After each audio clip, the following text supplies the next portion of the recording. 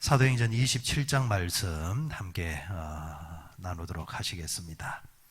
바울이 로마로 압송당하는 이제 과정 속에 있는데 이동 수단이 배였다라고 어저께 우리 함께 나누었습니다. 배를 타고 이동을 하게 되는데 이제 문제는 이 배라는 것이 그 당시 배라는 것이 오늘처럼 발달하고 동력이 있는 배가 아니지 않습니까?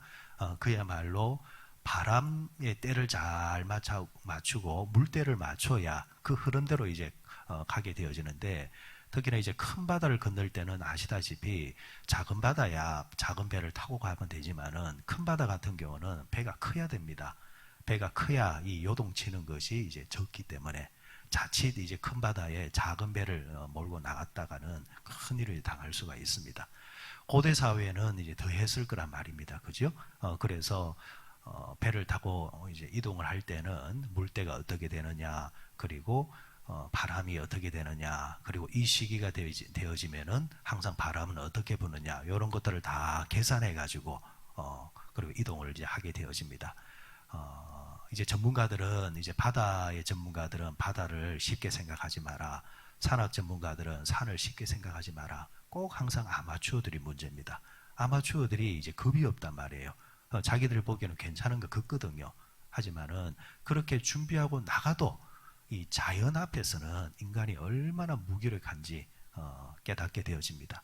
결국 여러분들, 세상이 말하는 것처럼 세상이 멸망한다라는 이제 그런 이야기들이 이제 나오는 이유가 다른 거 아닙니다.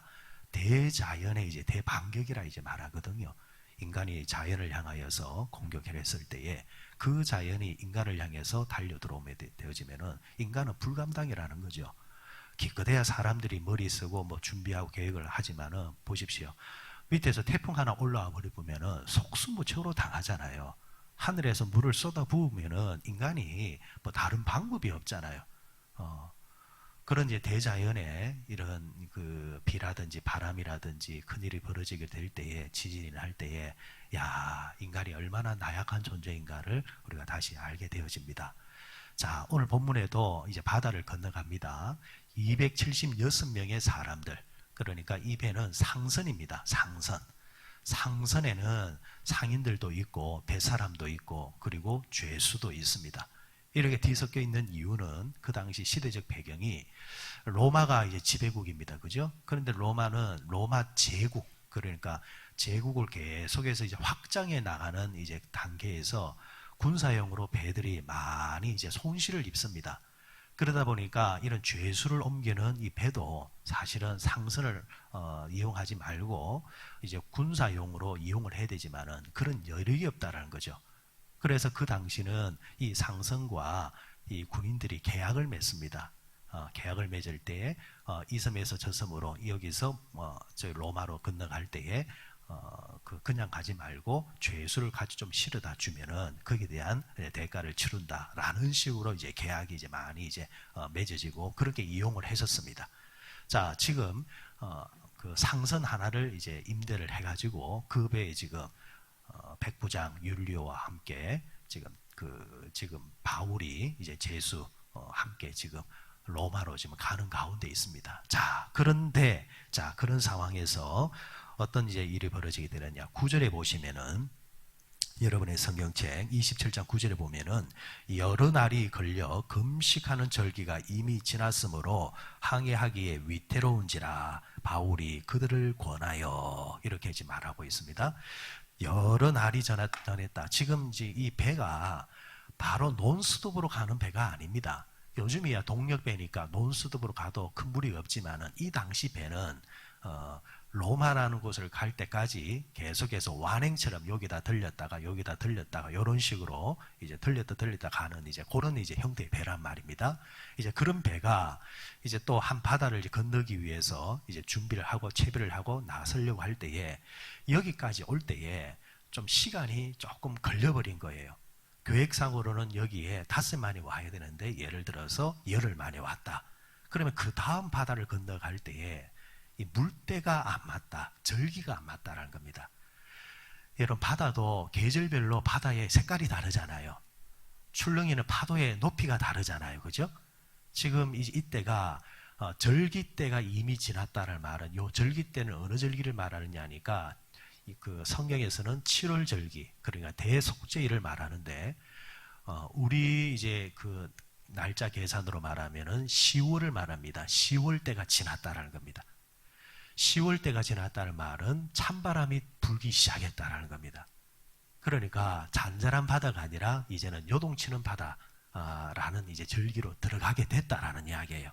그러니까 바울이 감이 있는 겁니다. 바울이 지금 건너가기는 위태롭다, 위험하다. 지금 눈에 보이기에는 바다가 잠잠한 것 같아도 언제 어떻게 바다가 변할지 모르니까 우리가 이 절기를 조금 지났다가 바다가 조금 잔잔해지거든 아니면은 겨울을 좀 나고 가는 게 안전하다. 이런 식으로 이제 권면을 하고 말을 한 겁니다.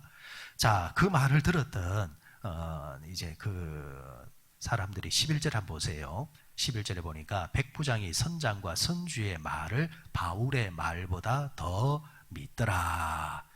자, 선주와 선장이 볼 때는 좀 날짜는 지났지만은 바다의 이제 색깔과 그리고 파도 치는 걸 보니까 건너가도 되겠다. 이제 자신감이 있는 겁니다. 그리고 율리오는 중간에 있는 사람으로서 전문가에게 물었죠. 지금 이 배에서 바다의 전문가가 누굽니까? 바울입니까? 선장입니까? 선주입니까? 당연히 선장과 선주죠. 그죠? 그러니까 율리오는 객관적인 입장에서 나는 바다에 대해서 잘 모르지만 지금 선장과 선주가 건너가도 된다고 했지 않느냐. 그렇다고 한다면 건너가자. 라는 겁니다. 자, 이렇게 이제 건너가게 되어졌는데 문제는 어떻게 되었느냐? 건너가는 가운데서 큰 광풍을 하나 만나게 되어집니다. 그 광풍의 이름을 유라굴로라 이렇게 하는데 14절에 보십시오. 얼마 안 되어 섬 가운데로부터 유라굴로라는 광풍이 크게 일어나니 가우다라 하는 작은 섬 아래 지나 간신히 거루를 잡아 이러면서 광풍으로 인해서 이 배가 요동치고 어려움을 당하는 상황을 이제 당하게 됩니다. 그리고 나중에 보면은 이 광풍으로 인해서 배가 파선을 하게 되어지고 구사일생으로 이들이 이제 은혜로 이제 그 생명을 건지게 되는 이야기가 다 영화 같은 이야기가 연출이 되어집니다. 자, 여기서 여러분 우리가 생각해 볼 수 있는 것은 여러분 인생의 본질적인 전문가가 누구냐라는 겁니다.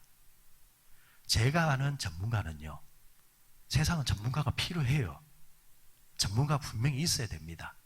전문인이. 그런데 전문가는요, 그 상황, 자기의 지식 안에서 전문가지, 그 사람의 한계를 넘었으면은 그 전문가의 전문도 크게 의미가 없더라는 겁니다. 예를 들면 여러분, 가장 오래 살아야 될 사람이 누굽니까? 확률적으로. 누가 가장 오래 살아야 돼요? 의사들이 가장 오래 살아야 돼요. 그런데 통계를 내보면은 의사들이 가장 오래 사는 직업군이 아닙니다. 남의 몸속에 일어나는 병은 보지만은 정작 자신의 몸속에 일어나는 병은 보지 못하는 게 인간이라는 겁니다. 그게 사람이에요. 예를 들어서 또 여러분 공무원이라든지 아니면은 경찰이라든지 이런 사람들은 사기를 당할까요? 안 당할까요? 당할까요? 안 당할까요? 수없이 당합니다. 희한해요. 아니 도둑놈을 잡으러 다니는 사람이고 법을 집행하는 사람인데 정작 자기들은 또 사기를 당하고 그런단 말이에요. 왜? 자신들이 전문가라 생각한단 말이에요. 자신들이 전문가라 생각하니까 감히 이 전문가를 그러겠느냐라는 그런 안일함이 있다라는 겁니다. 지금 바다의 전문가들은 선장과 선주가 맞습니다. 그러나 자신의 지식과 자신의 능력 안에서 전문가지, 그런 자들도 바다에서 예상치 못한 일이 턱 벌어지게 되어지면은 속절없다라는 겁니다. 이 유라굴로라는 이 광풍이 불었다 했습니다. 이 유라굴로라 할 때에 이 유라스라는 말은 동풍이라는 말이고 쿨로라는 말은 북풍이라는 말입니다. 이게 합성어예요. 유라쿨로.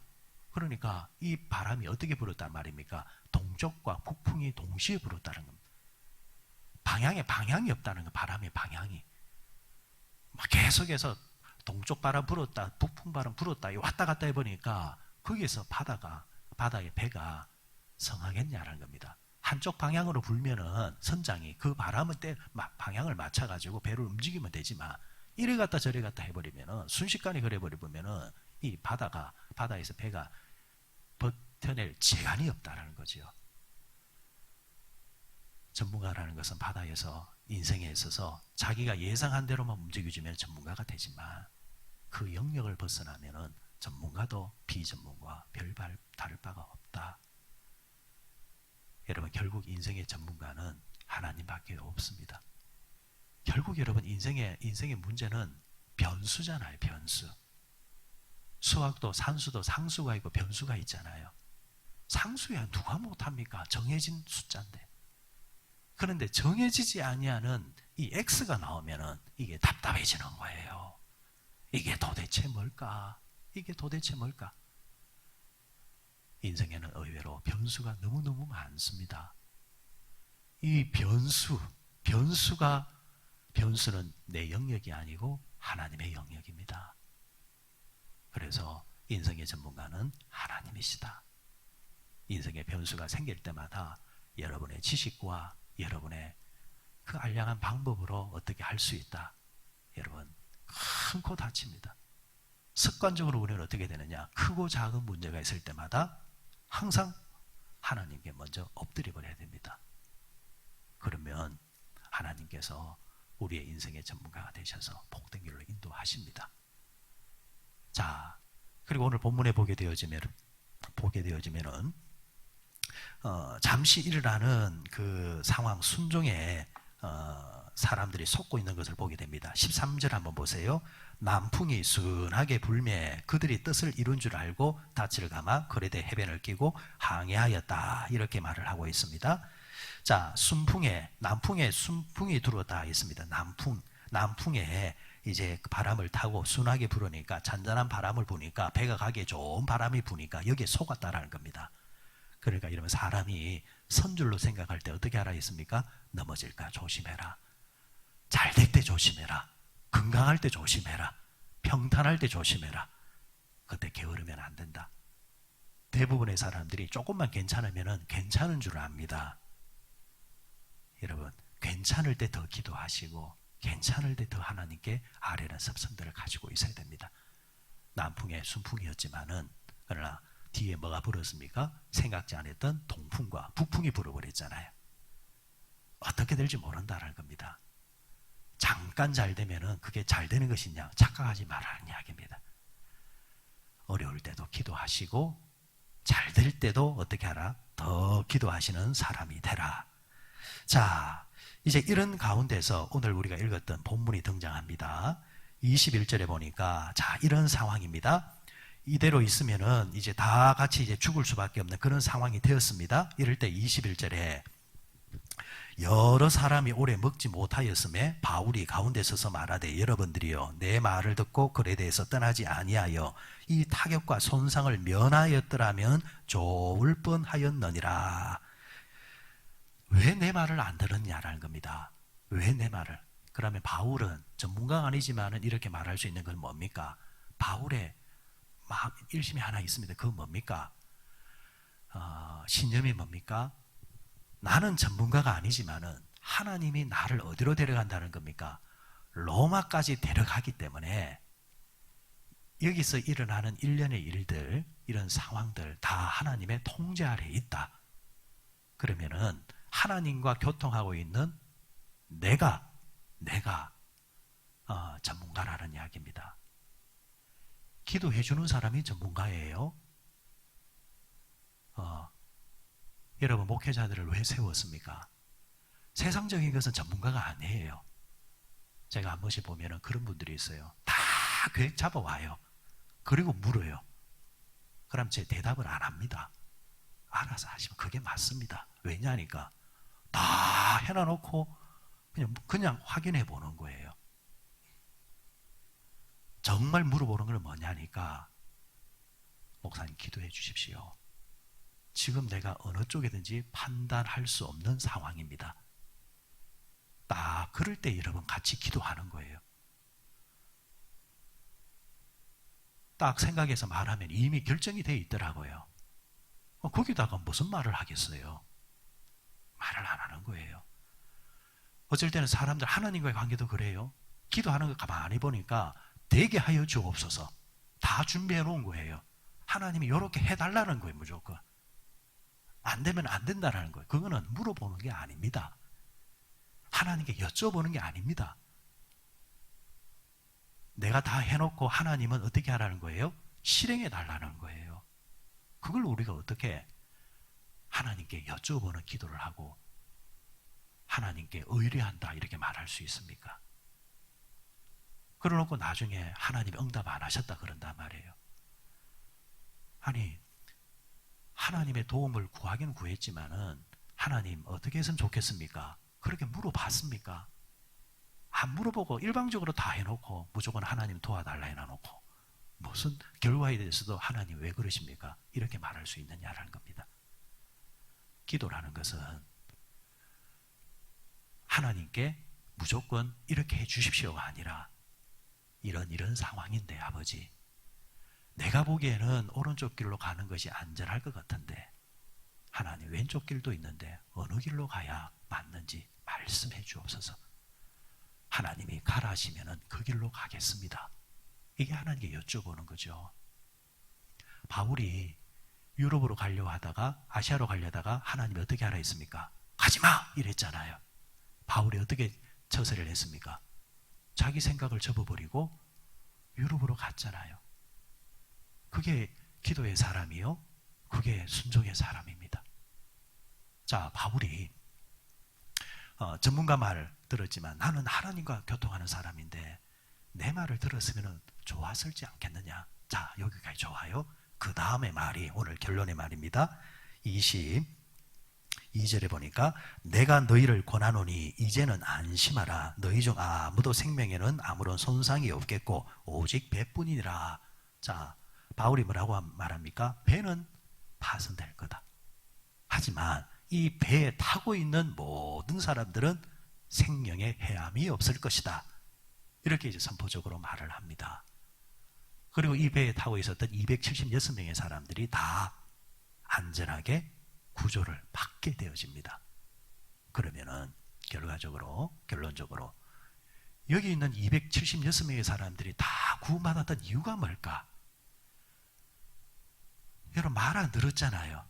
선장과 선조를 위시한 그곳의 율리오라든지 병사들, 사람들 바울의 말을 듣지 않고 자신들의 지식과 경험을 믿고 바다에 나왔잖아요.